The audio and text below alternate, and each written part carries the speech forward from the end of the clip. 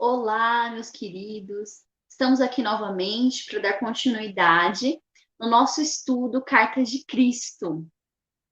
Então, vamos começar nos concentrando, buscando um estado interno de relaxamento. Respira fundo e solta devagar. Relaxa os ombros.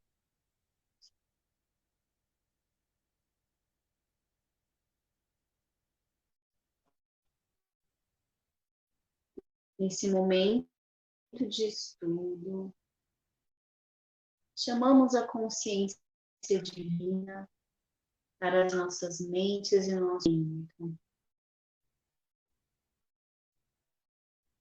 Pai, mãe, vida, tu és minha vida, meu constante apoio, minha saúde, minha proteção, a perfeita satisfação de todas as minhas necessidades e minha mais alta inspiração. Peço que me reveles tua verdadeira realidade.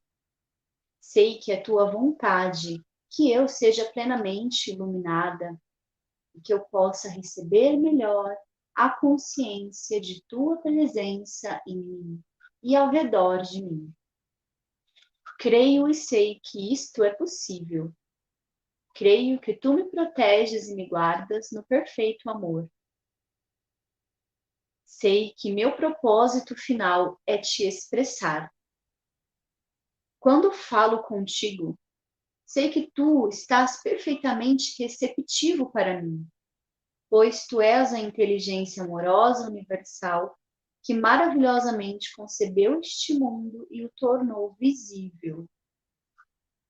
Sei que quando te peço para falar comigo, tu estás perfeitamente receptivo para mim, pois tu és a inteligência amorosa universal que maravilhosamente concebeu este mundo e o tornou visível.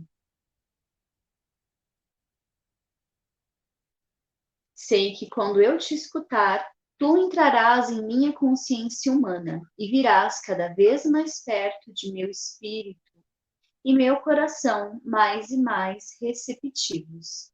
Eu confio meu ser e minha vida aos teus cuidados. Que assim seja, fonte de luz esteja presente conosco. Boa noite. Na semana passada, nós estávamos em um ponto da carta 1, onde o Cristo ele está tendo a sua experiência no deserto.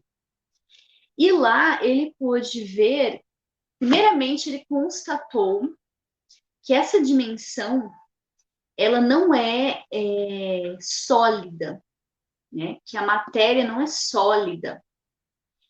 Ele constatou também que a consciência é quem determina a matéria, né? Ou seja, a matéria ela está subordinada à consciência. É a consciência quem cria a matéria, por isso que ela não é sólida. E basta, na verdade, o pensamento fortemente, né? Um pensamento forte, um pensamento cheio de convicção para alterar a forma da matéria. Então, vamos só reler essa parte aqui, onde ele tem essa constatação, que é muito importante para a gente entender tudo que ele vai explicar, né?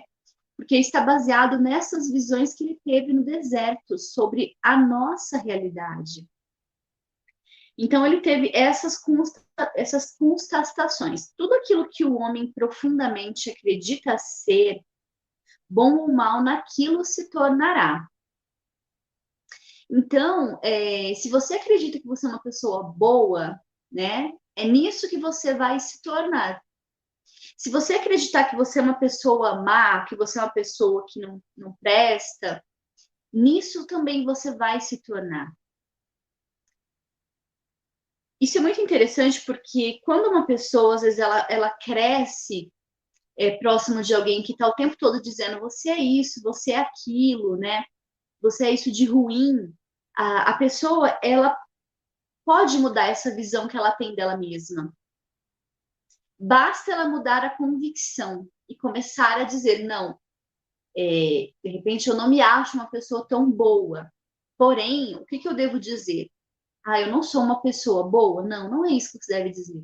Você deve dizer, hoje eu estou nessa situação, mas eu vou me tornar uma pessoa boa. Eu quero ser uma pessoa boa. Eu serei uma pessoa boa, uma pessoa melhor. E a partir do momento dessa convicção sendo trabalhada na nossa mente, na nossa consciência, ela começa a emanar e transformar. E aí nós realmente vamos nos tornar aquilo que acreditamos. Se você acredita que é uma pessoa de sucesso, se você acredita que é uma pessoa iluminada, que é uma pessoa que tem poder de conquistar os seus sonhos, é nisso que você vai se tornar. E isso é um fato muito assim libertador, porque basta acreditar para ser e se tornar aquilo que desejamos. Tudo aquilo que o homem teme que os outros lhe façam, assim eles farão. Então, tudo aquilo que a gente acredita, que a gente teme que os outros nos façam, é exatamente isso que eles vão nos fazer. Está muito ligado àquilo que a gente acredita, àquilo que a gente teme, né? Não tem separação no poder da criação que o ser humano tem. Ele está cocriando esse universo. Então, se ele teme algo, é exatamente aquilo que vai acontecer. Tudo aquilo que o homem espera que os outros lhe façam, primeiro deve fazer a eles. Por quê? Por que o homem deve fazer aos outros aquilo que ele quer que façam para ele? Porque ele vai estar criando um padrão de consciência. O homem está em determinada consciência, uma consciência baixa, densa. Para sair dessa consciência, primeiro ele deve emanar aquele padrão para o universo. E é aquele mesmo padrão que vai retornar para ele.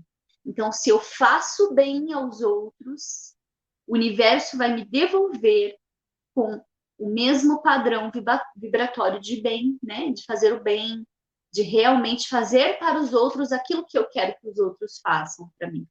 Mas primeiro eu devo fazer isso ao universo. Vou fazer para quem? Ah, para quem me trata bem, para quem eu quero? Não.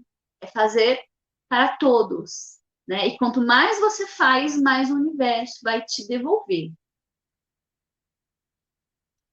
O homem será vítima da doença que o apavora, por criar um padrão de consciência da coisa que menos quer experimentar.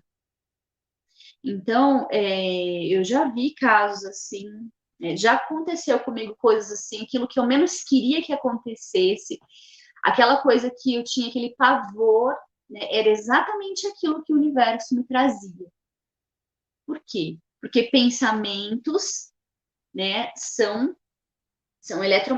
eles são partículas eletromagnetizadas. Então, se eu penso, né, eu estou colocando o meu poder ali.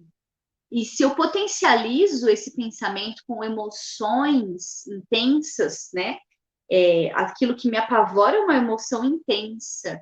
Então, eu estou potencializando aquele pensamento para que ele se concretize nesse mundo material. Porque esse mundo material é uma ilusão.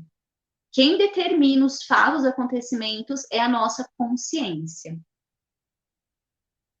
E é isso. Então, para finalizar, ele confirma tudo aquilo que emana da mente, do coração do homem, retorna ele em seu devido tempo, de uma forma ou de outra, né? Lembre-se de que toda coisa sempre gera o seu igual. Pensamentos fortemente emocionais são sementes de consciência. Então, tudo volta no seu tempo. De repente, hoje você está em uma situação que as pessoas não te tratam bem. Se você começar a tratar os outros à sua volta da melhor forma, né? Pode não ser imediato, mas em algum momento o universo vai te devolver aquele bem tratar que você está lidando com as pessoas, aquela forma amorosa de lidar com os outros, aquele carinho, vai voltar para você em outras situações. Então, vamos gravar esse trecho aqui, que é um dos mais importantes, um grande ensinamento para a vida, que é justamente esse ensinamento que Cristo sentiu que deveria ensinar, né? Enquanto ele estava ali naquela experiência, ele sentiu que era isso que ele deveria ensinar, sair dali e começar a ensinar, porque era isso que transformava a vida das pessoas infelizes. Elas não tinham esse conhecimento do quanto o seu pensamento cocria a realidade. Continuando, então, a leitura. Quando a consciência do Pai começou a diminuir em mim, e eu gradualmente comecei a voltar à consciência humana, dei-me conta da tremenda fome que estava sentindo, e também do retorno do meu pensamento e condicionamento humanos. Aqui ele fala do condicionamento humano. Então, ele viveu uma experiência no deserto, ele acabou de viver essa experiência que o elevou, né? Ele estava em uma outra condição, ele tinha saído daquela condição humana, estava se elevando para quase que uma pessoa, uma divindade, né? De acordo com suas emoções naquele momento. E ele, quando tudo aquilo passou, ele recebeu aquele conhecimento, ele começou a voltar para a sua condição humana. Essa questão de condição humana que o Cristo explica, que ele veio na condição humana, todos nós estamos na condição humana. Nós não somos humanos. Nós somos luz, consciência, né? Estamos aqui experienciando a humanidade. Então, estamos na condição humana. A condição humana, que Cristo viu também aqui no deserto, ela traz vários fatores, que é o ego, nosso sistema de crenças. O ego, ele é necessário para que todas as criaturas possam viver. Então, não importa o ser, um pequeno ratinho, ele vem ao mundo com o ego, que é uma espécie de radar que vai fazer com que ele viva, sem ninguém precisar explicar para ele como ele tem que viver.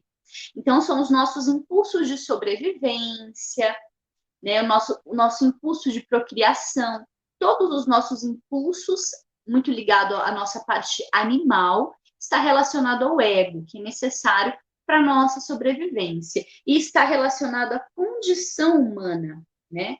Então, Cristo estava voltando à sua condição humana, e ele vem explicando: minhas reações às 6 semanas de experiências começaram a mudar.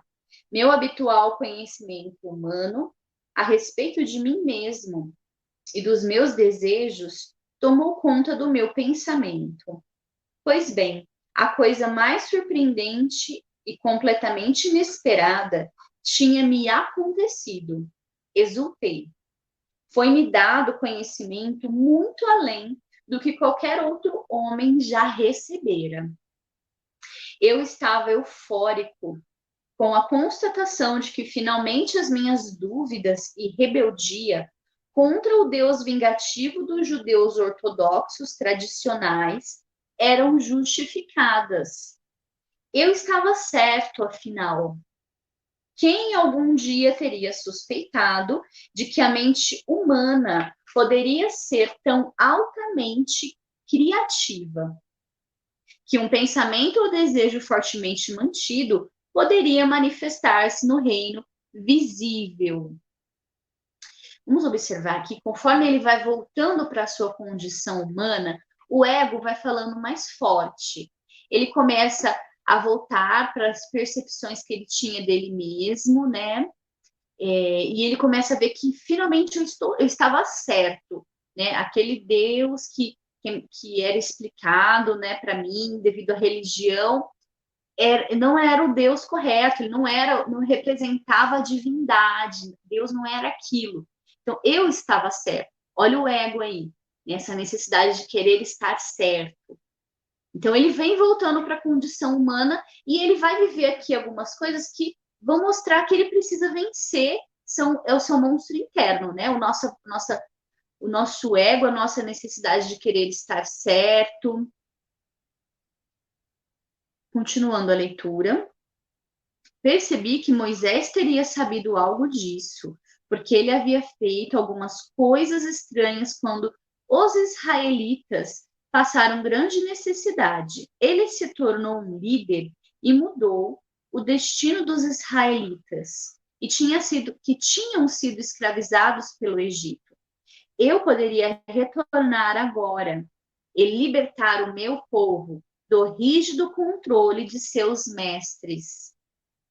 Minha fome tornou-se dolorosa, porque ele ficou 6 semanas no deserto apenas vivenciando, recebendo aquele conhecimento, né? E só agora que ele se deu conta que ele não tinha comido. Então ele diz: minha fome se tornou dolorosa.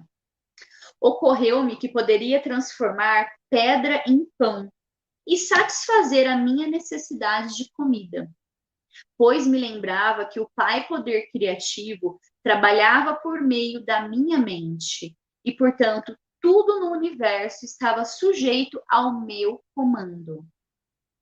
Estive a ponto de pronunciar a palavra que transformaria as pedras em pão, mas algo em mim interrompeu-me abruptamente. Veio-me fortemente que o Pai Consciência Criativa era a perfeita proteção, nutrição, satisfação das necessidades, e assim minha fome seria saciada se eu pedisse ao Pai por alívio. Compreendi que se o pequeno eu, meu eu humano, em minha necessidade, usasse o poder criativo por motivos egoístas, eu levantaria uma barreira entre mim e o Pai Consciência Criativa. E tudo que eu acabara de aprender poderia muito bem ser tirado de mim. Isso me assustou e rapidamente pedi ao Pai Poder Criativo para conceder-me novas forças e levar-me de volta às moradias de Nazaré. Também pedi o alívio da fome da maneira que fosse mais correta para mim. Essa frase que ela está em negrito e grifada. Então ele pede, né, para o Pai, alivia a minha fome da maneira que for mais correta para mim. Essa percepção que Jesus teve, que ele não poderia usar esse poder por motivos egoístas, né? E que ele tinha que recorrer ao Pai, né? A grande consciência, porque ele acabou de viver aquela experiência, então ele sabia que bastava apenas pedir e chamar. Por que ele tinha que usar esse poder para transformar o pão, a pedra em pão, para saciar a sua fome, sendo que era só ele recorrer à grande consciência para aliviar aquela fome, né? Então ele percebeu que ele não deveria fazer isso, que ele deveria sempre recorrer ao Pai e pedir para que se fosse resolvido da maneira que fosse correta para ele. Porque muitas vezes a gente quer as coisas, mas a gente não entende que nosso conhecimento e percepção é limitado. Então, por isso que sempre quando vamos pedir ao universo, temos que pedir para que nós sejamos atendidos da maneira que for melhor, mais correta para nós. Imediatamente, a fome diminuiu e senti uma onda de energia fluir por todo o meu corpo. Assim eu comprovei que tudo que eu tinha visto, ouvido e aprendido era realidade. Não apenas uma imaginação, decorrente do tempo em que estive no deserto, sozinho e em jejum. Essa nova energia tornou-me capaz de andar depressa pelos ásperos caminhos de saída do deserto. Então, ele ficou 6 semanas no deserto, sem comer, sem beber, apenas experienciando aquele contato com a grande consciência, sendo suprido e nutrido de todas as necessidades. E quando ele começou a voltar para a sua consciência humana, que ele foi querer usar esse poder para a sua vontade, né? porque ele começou a sentir a fome, começou a voltar aos padrões. Aí ele se afastou, levemente ele se afastou ali do poder. Foi quando ele lembrou, não, eu tenho que pedir para que ele venha, né, para que esse poder venha para mim, me dê força. E o poder veio, e ele voltou a ter força para caminhar até a cidade próxima. Muitas vezes a gente duvida, né? A dúvida que Jesus está vivendo nesse momento são dúvidas. Ele começa a se questionar: eu vivi isso mesmo? Ou será que eu estava delirando porque eu fiquei tanto tempo no deserto? E aí vem a confirmação: não, você viveu, olha aqui o poder. No caminho, encontrei um homem bem vestido, de semblante agradável e doce.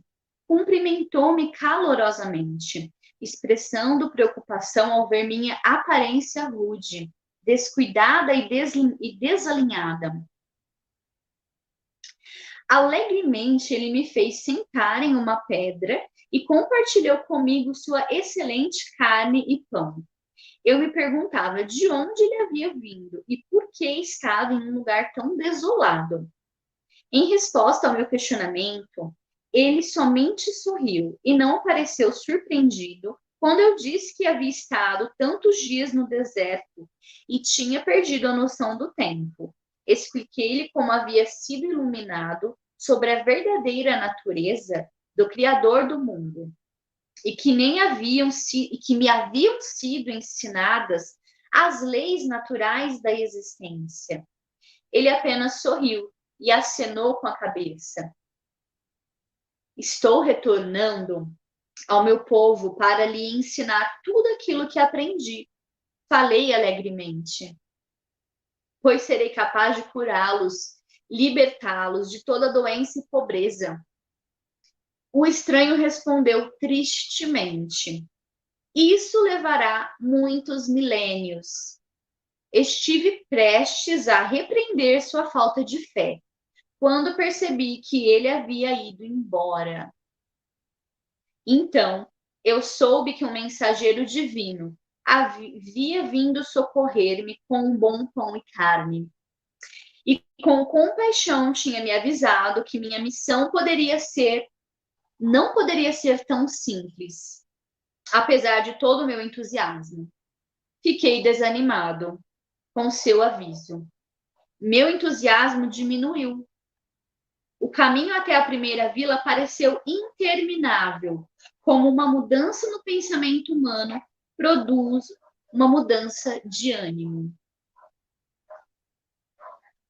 O entusiasmo que ele perdeu aqui, quando ele viu que não seria tão fácil quanto o ego dele estava achando, né? Trouxe uma mudança de ânimo. E é assim que acontece também na nossa vida, né? Às vezes um cisco, algo, um pequeno empecilho que atravessa o nosso caminho em direção ao nosso sonho, em direção àquilo que nós queremos, traz uma mudança de ânimo tremenda. A gente cai o nosso entusiasmo, a gente acha que não é capaz e começamos a duvidar de nós mesmos. Então, Jesus, essa é a condição humana, né, em que Jesus voltou, em que nós estamos. Por quê? Porque nós precisamos sempre ter o ânimo, ter a vontade. A fé está ligada com o ânimo, né? Se você acredita, você está animado para que aquilo aconteça, você vai fazer acontecer. Se você não acredita, você não tem ânimo e nada acontece. Ocorreu-me que poderia experimentar novamente a verdade de tudo o que me havia sido ensinado pulando a borda de um precipício, o que encurtaria bastante a minha jornada. Quando estava a ponto de pular, ocorreu-me fortemente que eu tentava provar que o meu tempo de iluminação havia sido real. Se eu precisava de tal prova, era porque eu estava duvidando e provavelmente me mataria. Além do mais, haviam me mostrado que em qualquer situação poderia elevar meus pensamentos até o Pai consciência criativa e pedir por uma solução para qualquer problema. Com que rapidez me esquecia da verdade. Então rezei com grande fervor, pedindo perdão por minha fraqueza e por ser indulgente com minhas fantasias, buscando minha própria forma de fazer as coisas. Novamente a resposta chegou com força renovada e maior firmeza no passo. Enquanto escalava o terreno acidentado, também percebi que cobria distâncias maiores tão rapidamente que parecia estar fora da contagem normal do tempo. E eu me encontrava em uma dimensão mais leve, onde a experiência humana era elevada acima da pesada escravidão do esgotamento, do esgotante gasto de energia. Caminhar era tão fácil quanto revigorante. Exultei pelo fato de ter encontrado a chave para uma vida mais abundante. Isso, né? Pedir. Ele rezou, ele pediu naquele momento que ele se viu sem fé, sem força e sem ânimo. E ele pediu, porque ele identificou que ele estava desanimando, ele estava duvidando, ele pensou em pular na beira de um precipício para provar que o que ele viveu era real. Olha que loucura. E aí ele veio à tona, não, o que eu estou pensando? Que loucura é essa, né? Eu acabei de viver ali uma grande verdade, agora eu já estou pensando essas coisas. Então ele parou e pediu e buscou essa consciência. E nesse mesmo momento ele teve essa confirmação através de uma mudança de ânimo, né? Ele se sentiu tão revigorado que ele conseguiu andar rapidamente e ele nesse momento ele viu para se livrar da escravidão, do esgotamento, do gasto de energia, né? A chave para se livrar dessa escravidão é a conexão com a grande consciência, né? É a fé, né? É manter esse entusiasmo, acreditando, não desanimando, né? Não é qualquer cisco que vai entrar no meu caminho que eu já vou me desesperar. Se aquilo me abalou, eu posso pedir à grande consciência, humildemente, resolva da melhor forma que for para mim, eu aceito, né? Eu acredito que estou sendo cuidado e amparado. Então, essa é a grande chave que ele encontrou para superar esse obstáculo do ego que traz o desânimo. Um pouco depois, ao sentir-me mais à vontade, minha mente começou a vagar e pensei no encontro com um viajante e toda a bondade que ele me demonstrava. Mas também relembrei o aviso e novamente minha natureza anterior reafirmou-se e senti uma profunda rebeldia, uma vez que ele pretendia dizer-me como se passaria o meu trabalho. Decidi que ele não sabia nada a respeito do meu futuro e deixei de lado seu aviso, pois pensei, com o meu conhecimento eu poderia realizar coisas que nenhum homem jamais havia feito. Ao invés de lutar em uma vida difícil, eu poderia começar a acumular riquezas com facilidade, atrair seguidores por onde quer que fosse, compartilhar meus conhecimentos com eles e também aliviar um pouco as suas vidas. Eu poderia eliminar toda a dor e todo o sofrimento. Enquanto considerava os muitos lugares que eu poderia visitar tão facilmente, senti-me tocando de leve a superfície do solo e elevando-me até alcançar o pico mais alto de uma montanha escarpada, dominando a região em volta. Tudo estava lá diante de mim. Senti voltar o meu entusiasmo. Como seria simples reunir as pessoas e compartilhar todo o conhecimento com elas. Eu me tornaria poderoso, até mesmo famoso, como o homem que salvou a humanidade de todas as suas doenças e problemas. Eu ganharia a estima e o respeito de todos e deixaria de ser lembrado como um sujeito ocioso e inútil. Com um tremendo choque, tudo o que eu havia acabado de aprender há tão pouco tempo Há apenas algumas horas, voltou-me à mente com grande força e clareza. Eu não havia aprendido que a única maneira pela qual poderia prosperar seria abandonando minha própria vontade e retornando ao Pai para ter ajuda em tudo que eu aprendesse. Então lembrei-me que a criação tinha seus próprios propósitos a cumprir. Então, olha só que interessante, né? Ele lembrou do que tinha acontecido, né? Com aquele senhor que foi ajudar ele, que era um mensageiro divino. Ele não estava nessa dimensão. Veio atender a sua prece para saciar a fome, né? E também trouxe um alerta: não vai ser tão simples a sua missão. E nesse momento que a mente dele, ele está andando, a mente dele ficou mais à vontade. Assim acontece conosco também. Quando precisamos, recorremos à grande força, à grande consciência ou à vida, pedimos, nos concentramos, né? E então as coisas fluem. Mas passa um tempo, a nossa mente fica mais à vontade. E aí os velhos padrões de pensamento, eles voltam. Podem ser pensamentos de crítica, né, de desânimo, não, você não vai conseguir, mas será que eu vou? Então começa todo o padrão mental, né? E ele ficou um pouquinho mais à vontade e volta o padrão mental dele, né, para mostrar, olha, mas aquele cara lá que te ajudou, ele estava querendo te ensinar como que você tem que levar o seu trabalho, como assim? Quem é ele para te ensinar? Né? Foi você que viveu a experiência. Olha o ego falando, né? E aí ele falou, não, ele não sabe de nada. Isso tudo é um diálogo mental de Cristo com ele mesmo, né? Ele não sabe de nada. Eu vou conseguir, eu vou transformar o mundo, eu vou ser famoso, eu vou ser rico, né? Olha o ego novamente. E aí ele se lembrou: não, peraí, o que eu estou falando? Eu acabei de ver no deserto essa experiência, acabei de ter esse contato, que eu tenho que abandonar a minha vontade humana, que está ligada ao ego, né? Que é egoísta, que quer tudo para mim, né?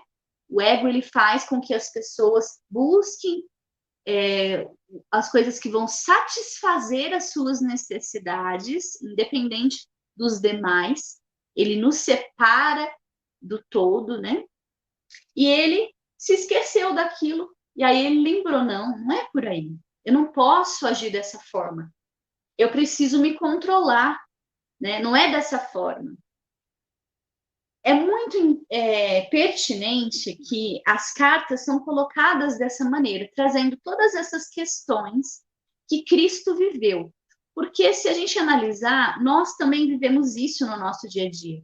No momento em que estamos buscando uma evolução mental, sair dos padrões da crítica, a gente vive todo esse drama aqui, né? A gente tem a nossa mente falando, vai dar certo, não vai, eu vou conseguir, não vou. Então é isso que ele viveu. E como que ele resolveu? Buscando a consciência divina, abandonando a sua própria vontade. Esse é o caminho do mestre, né? Os grandes mestres ascensionados, os estudos egípcios que ensinavam a arte da maestria, no grau supremo, né, o mestre ele tinha que abandonar a sua vontade, né, para se tornar um grande mestre. É a questão de abandonar a sua vontade e realmente ser a expressão da vida, o que a vida quer, né, e não o que eu quero. Então esse Jesus ele não podia se deixar levar pelo ego. Ele tinha uma missão muito grande para cumprir, né? Então lembrei-me que a criação tinha seus próprios propósitos a cumprir. O processo de individualização havia criado o puxar e empurrar, o dar e receber no comportamento humano. Ainda que essas características humanas fossem a causa da grande angústia da vida das pessoas, não era essa angústia que as obrigavam a procurar melhores maneiras de viver a fim de encontrarem a verdadeira felicidade. Compreendi que os males da humanidade tinham seu lugar no esquema da existência humana. Era correto eu trazer informações privilegiadas às pessoas para anular os efeitos do processo de individualização? Percebi que eu pensava desde o centro da minha individualidade, né, do meu ego. O pensamento dele estava impregnado naquela coisa que é bom para mim, né? E era o impulso do ego que levantava barreiras entre a humanidade e o Pai, consciência de criativa. Portanto, meu centro de desejo humano, teria que ser conquistado, caso eu quisesse viver em perfeita harmonia com o Pai, como era a minha sincera intenção.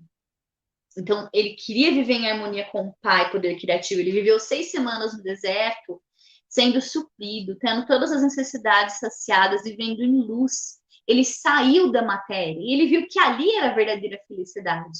Então, ele sabia que era ali que ele devia ficar, era naquele padrão vibratório que ele deveria viver.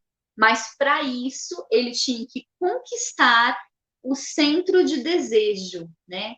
Ou seja, não iam ser os desejos dele que controlavam as suas ações.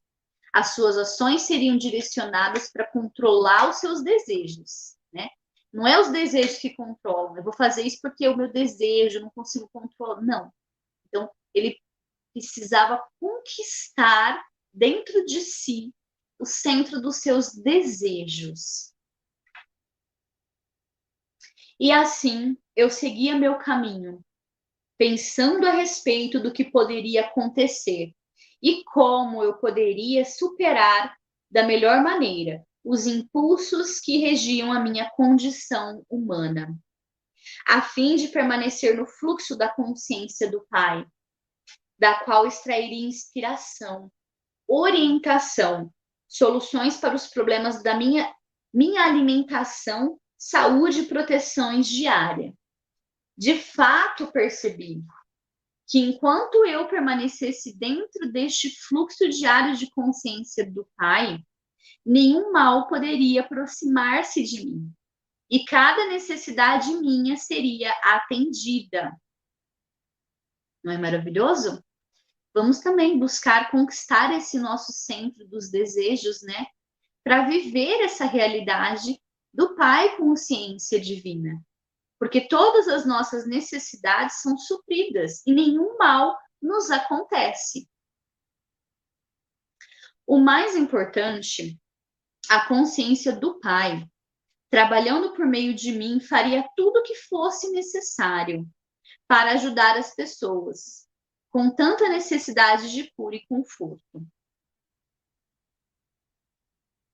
O tempo já está dando, mas vamos ficar com essa mensagem, né, desse aprendizado que Cristo trouxe, que é o desafio da conquista do nosso centro do desejo humano, né? Quando a gente começa a raciocinar, a pensar com a nossa consciência e não mais ser levado pelas nossas emoções e pelos nossos impulsos, né? Que impulsos são esses? O impulso de querer nos defender, o impulso de querer atacar, né? O impulso de querer o que é bom para nós, o medo, né, de não garantir o que é bom para nós, o impulso de querer se proteger em demasia dos outros. São muitos os impulsos.